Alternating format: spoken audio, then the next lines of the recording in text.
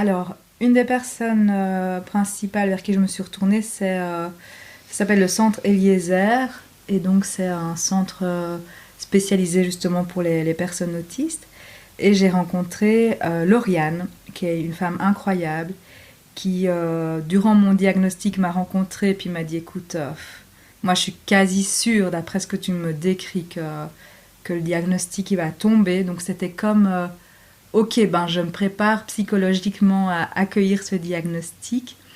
Et puis elle m'a donné plein de pistes. Elle m'a dit, mais tu sais, tes maux de tête, c'est peut-être lié à un trouble de la vue qui est hyper peu connu, mais qui est quand même important.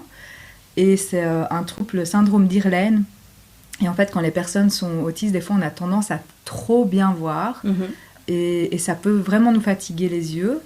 Et elle m'a dit, il existe des filtres, en fait, pour filtrer le trop-plein. Donc, par exemple, moi, les stores, quand je les regarde, ben, ils bougent. Quand il y a des néons qui sont trop forts, ben, la lumière, elle m'agresse les yeux. Et ça peut effectivement me donner des maux de tête. Donc j'ai été voir ensuite une autre dame qui est spécialiste pour le syndrome d'Irlen, qui m'a fait faire des lunettes. Alors moi, mon filtre, il est rose, donc quand on me voit, on a envie de chanter La vie en rose.